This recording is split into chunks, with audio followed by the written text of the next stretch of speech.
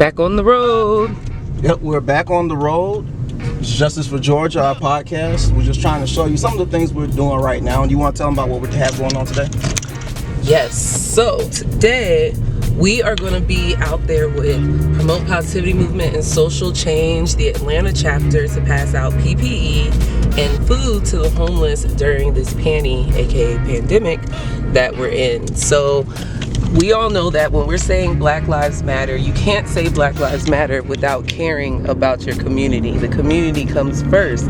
All types of blackness is what matters, from the introverts to the extroverts to the millionaires to the homeless people. We want to make sure that we uplift Black people because, let's just be honest, has it seemed like the community's uplifted us before? And someone made a good point this morning on Twitter, and I forgot their name, but shout out to you, whoever you are, where, yeah, we're having all these new documentaries out about, you know, a lot of civil rights icons who came before us, but at the same time, it's coming out from oppressors and from the very people who, if those people were alive today, would completely, you know, not want to be associated with them. So I just kind of went off on a tangent, but you guys are going to hang out with us today, and then afterwards we have our protest at Centennial at the rings. That's something that we've been doing. We made history last year when we stood out there for 224 days straight, and now we're there every weekend to remind the community and to remind the police that there are so many families here in Georgia who deserve justice. So today is going to be another just come out and hang with us day, and yeah, stay tuned.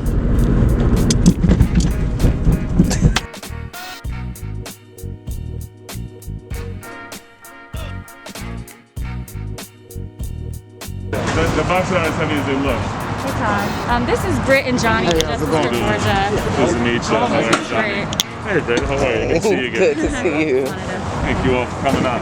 Absolutely. And they're going to be filming and recording and doing all kinds of things. But also put us to work. We're literally just shooting a vlog about, you know, what you guys are doing today. One of the best shots right now, I think, is the actual unloading of the truck. Okay, so bet. that's what I would recommend for that. And the logistics stuff is not very sexy, but that's kind of cool. Right, but also, just real quick, what inspired you to do something like this today? There's a tremendous need in the community. People are experiencing hunger in record numbers. In the richest country in the world, there shouldn't be a breadline, but certainly there is. So we're doing everything we can as community members, as a village, to come together and make sure we're doing our part to help meet the need.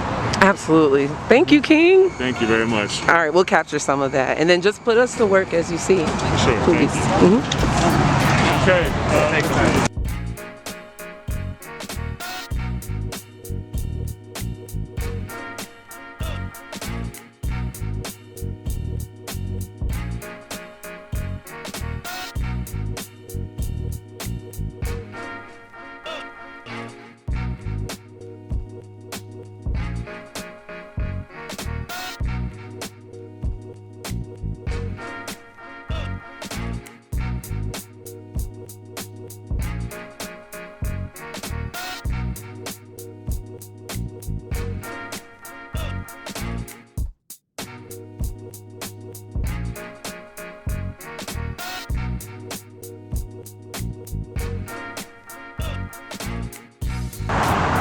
So, why is community service important to you? It's essentially directly reaching out to the people that you may not know are struggling, or in general, just spending your time trying to connect with the people around you that you typically wouldn't do otherwise, and having a direct on, hands-on approach to actually providing relief for people that need it, whether you know that they need it or not. Because if people are in unfortunate circumstances, there are other people in fortunate circumstances that can relieve those kinds of issues, because no one should have to struggle through it alone. I mean, we're a community. You're absolutely right. Able to come together and help each other out, lift each other up, especially because, I mean, you know, we're living in, you know, what's a 30% like unemployment rate? Right. Like, it's so people bad. need help. I mean, and you know, helping, especially with food, is one of the best ways I think you can do. You're right. Thank you so much. Yeah, no problem.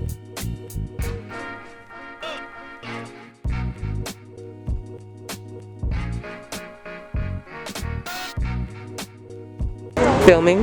So, Queen, why is community service important to you? It's really important to me just to give back to society. I'm blessed to be able to do so. I never know when and I'll ever need that support from people, so I know I have to always give back. It's just in my blood, and what I do, whenever I can, I try to do it. Thank you so much for being a part of change. Absolutely.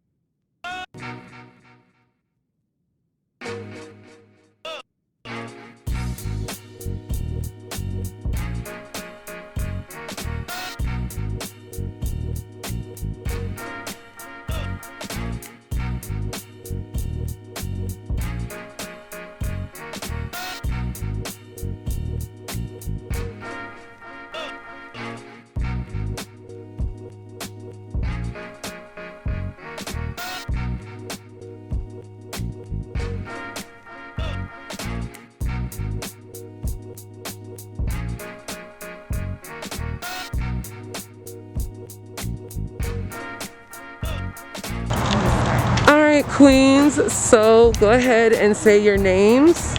Hannah Joy. Sebla. And why is community service important to you guys? Because if not us, then who? This is a community. We got to look after each other. We all know what's happening in the world right now, and this is the time to step up. This is the time to support each other, whether it's through food, whether it's through PPE, or even just like community support. Second everything Hannah said. I think sometimes in hard times like pandemic and uncertainty, when you have a little bit of ability to help others, I think that is your duty. I think some of us who are fortunate to have a roof over their head or a meal to eat, this is a time to give back, because this is not something that everyone has the privilege to do. So it's just paying that forward out of gratitude, and then doing it with good people. Like, it's just a win-win across the board. Good people making good trouble, right? That's right. Amen. Thank you guys so Britt. much. We love you, Johnny. We love you, Justice for Georgia. We love you guys.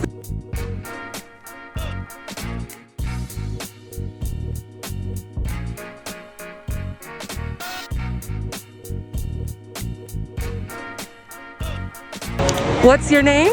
My name is Alfred Shivy Brooks. And who are you with? I'm here with Teachers for Good Trouble, representing with social change. Just really here to put in some work in the community and help us move a little further along. And why is community service important to you? Community service is important to me because I have 2 sons and a family here in the city of Atlanta. And what we invest into our community turns into fruit that our children get to bear later. So it's important for all of us to do our part. Thank you, King. And introduce yourself, Queen. Hello, my name is Shanita Benz. I am with the National Children's Campaign out of Washington, D.C.